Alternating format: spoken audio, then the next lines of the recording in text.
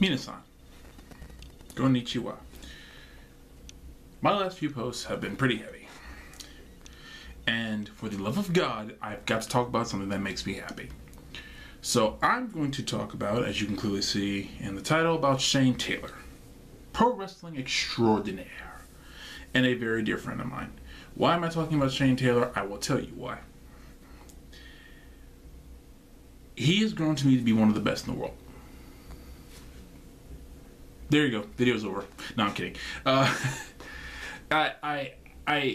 And I say that, and people who diss him are like, well, you know, he can't do this, he can't do that.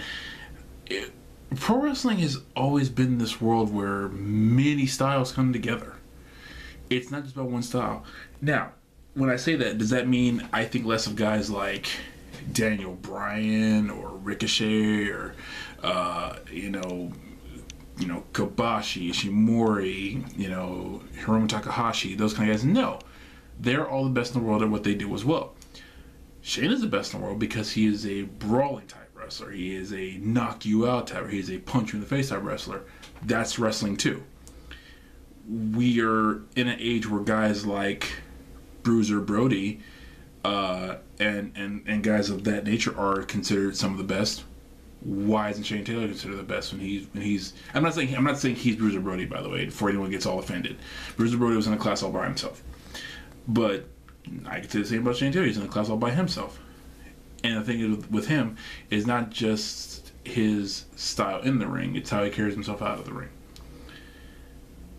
I'm making this video, talking about him, putting out all this stuff to really say that as a wrestler, as a friend, as a guy I've known for a few years now, he's meant a lot to me. And he's definitely a inspiration.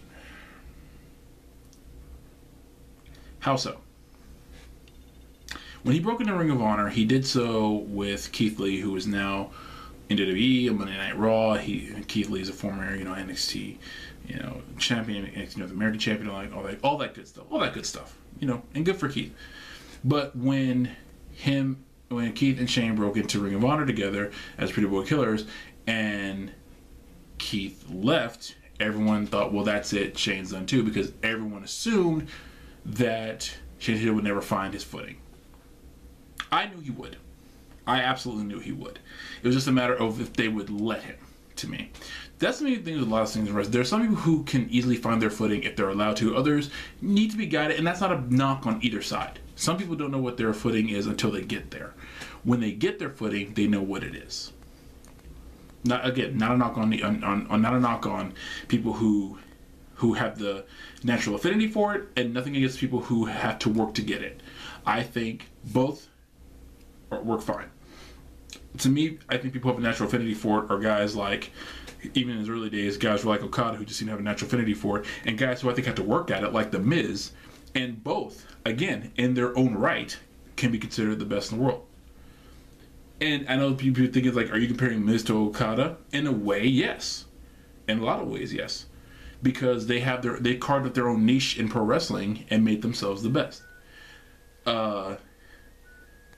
Same can be said with Shane. I met Shane through Ray Rowe, who a lot of people know as Eric in WWE as part of the Viking Experience. I really don't like that tag team name. Anyway,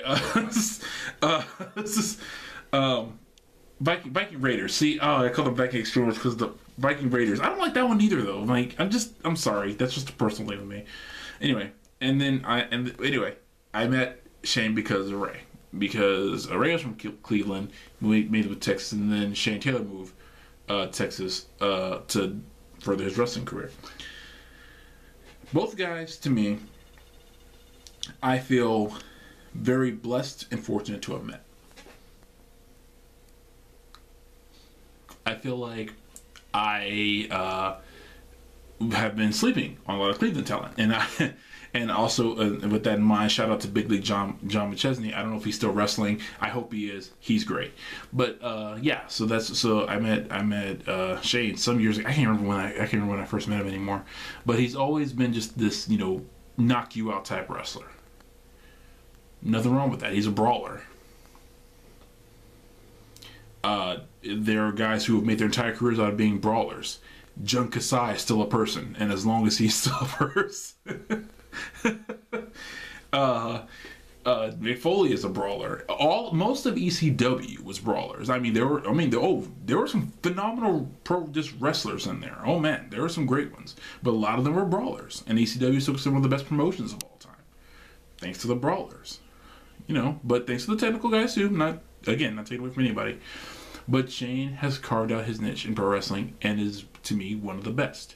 He's also very inspirational. How he stands for the black African American community. The representation does matter, guys. It does. And he's one of the guys who stands and represents for the culture. And he's just always been this guy who I think, if you give him the platform to do it, he's gonna make the waves that he needs to make. I read somewhere he's got a world title match against Roosh coming up soon. I love you, Roosh, but I'm pulling from my boy Shane, because I think Shane Taylor is a guy who can make an impact. I was gonna try to wear my Shane Taylor shirt for when I talked about this. It's somewhere in the wash right now. I haven't washed, but I don't want to put off this video any longer. I want to give a shout out to Shane Taylor, because he is that he is that dude. Shane Taylor is that dude, and he should be celebrated as that dude. He should be talked about more in conversation when it comes to pro wrestling. And here's the thing. If you don't like the brawling side of wrestling, that kind of thing, I get that. If you don't like them, because it's the same with people who don't like high flying, who don't like the technical stuff, who don't like the pure rules, who don't like the ladder matches, cage matches. It's so weird that pro wrestling fans have this like elitist feeling almost. How did we get here? How did pro wrestling become elitist? I need to talk about that someday. But anyway, that's neither here nor there. I'm just going to move on from that. But to Shane, man, just from a personal standpoint, as a guy who knows you and as a fan, I just gotta say thank you for all you've been doing over the years, because you have been nothing short of impressive, and it has been an absolute honor to watch you do your thing. And I'm pulling for you and for your success going forward in the future, and I know you're gonna kill it. I know you're gonna be amazing, even more amazing than you already are. Shane Taylor Promotions, I would happily love to join. Happily love to be a part of it. Because Shane Taylor Promotions is awesome because of the guy it's named after. So yeah, going for that ROH World title. Hope you get it. Hope you get it. Because I will be happy to say, hey, Shane Taylor, ROH World Champion. But anyway, that's just my thoughts. What are you guys' thoughts on Shane Taylor? Please be respectful, even if you don't like him. Keep your thoughts respectful. Keep them open. You don't have to like him, but you gotta be respectful. Thank you guys so much. Appreciate it. And I will see you guys hopefully soon. Minasan, sayonara. Peace.